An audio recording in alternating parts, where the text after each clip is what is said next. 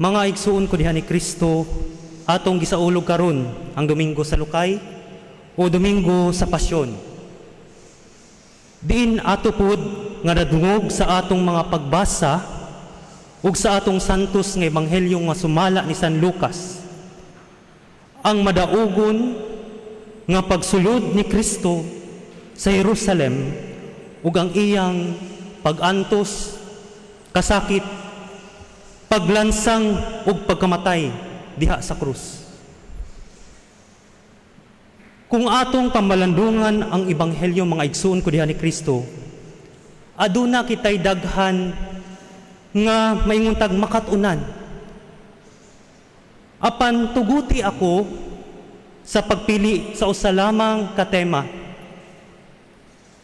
Ug mao kini nga ang Dios dili mobiya kanato. Ang Dios dili mobiya kanato. Bisan pa sa atong mga pag-antos ug kasakit, niining walog sa mga luha dinhi sa kalibutan. Sa atong salmo, responsoryo nga nagingon, Diyos ko, nganong imo akong gibiyaan? Mga igsuon, usa kini kapangutanan ni Kristo sa dihang siya gilansang sa krus ug namatay ug midupa alang sa atong kaluwasan ug alang sa iyang dakong gugma alang kanato.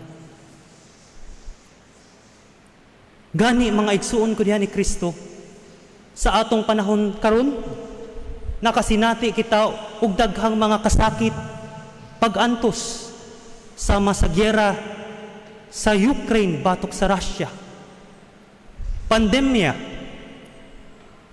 mga mahal nga paliton nga kita nag-antos, gasolina nga mahal ang presyo.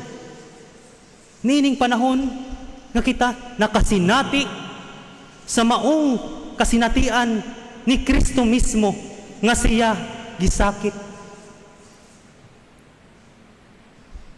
Ang atong mga pagbasa karon mga igsuon, kung atong paminawon, kung atong napaminaw ganina, nindot kaayo ang iyang mensahe alang kanato.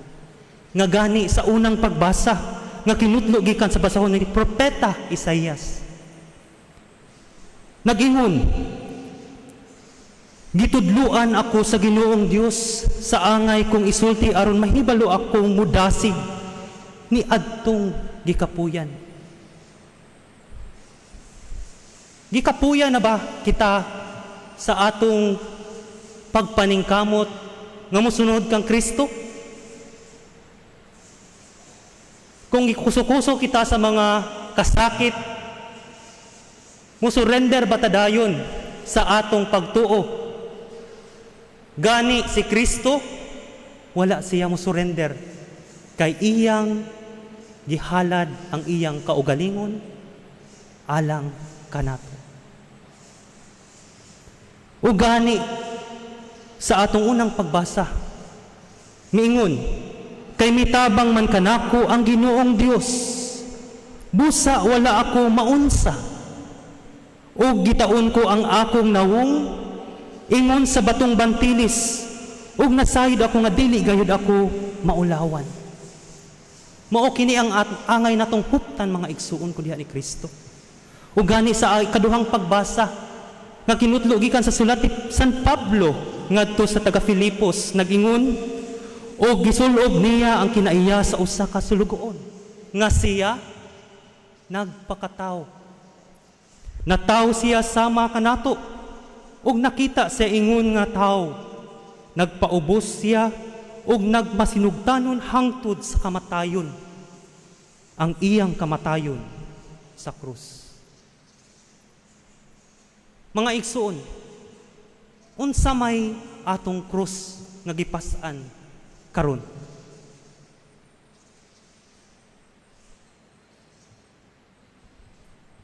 Busa mga igsuon, angay natong hinumduman nga ang Ginoo dili gayud mobiya kanato taliwala sa mga pag-antos o kasakit nga atong nahiuguman karon.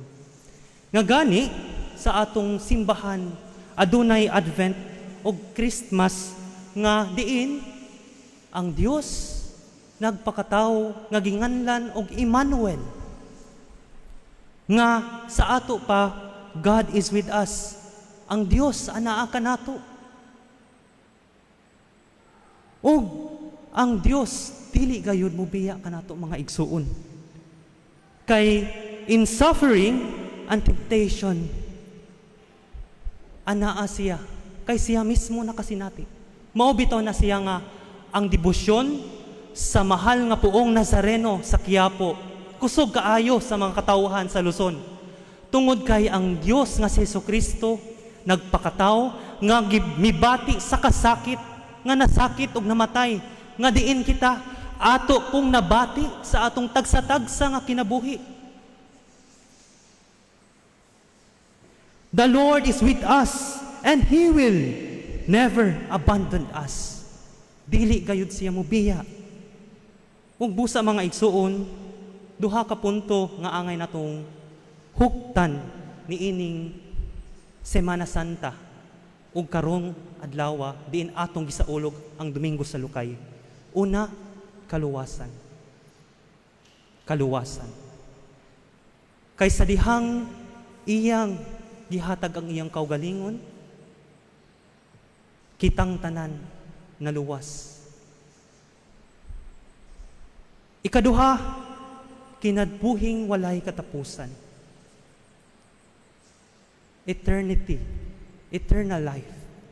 Kay nagtuo kita nga ang kinabuhi dili lamang matapos sa kamatayon. Nga kita nagtuo nga adunay pagkabanhaw, nga mao kana ang summit, ang pinakapungkay nga parte sa atong gisaulog nga gitawag og Paschal Mystery, Misteryo Paskwa, nga diin atong gisaulog ang pagkatao, pagkasakit, pagkamatay, paglansang, ug pagkabanhaw ni Kristo. Busa mga igsuon sa katapusan, tuguti ako sa pagpaambit kaninyo ni ining nindot nga kanta nga naguluhan og huwag ka nang umiyak. Nga ang nagkanta ni ini si Casey Tandingan. Nga matod pa sa iyang kanta, kung wala, huwag ka nang umiyak. Sa mundong pabago-bago, pag-ibig ko ay totoo. Ako ang iyong bangka.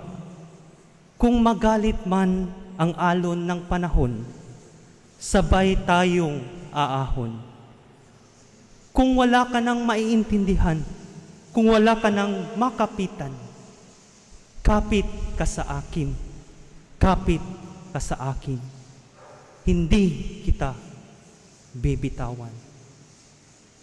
Busa mga igsuon ko dahan ni Kristo, atong hugton ang atong pagsunod o paggunit ngadto kang Kristo nga mao ang atong ehemplo sa kinabuhing Kristiyan. Hinaot pa.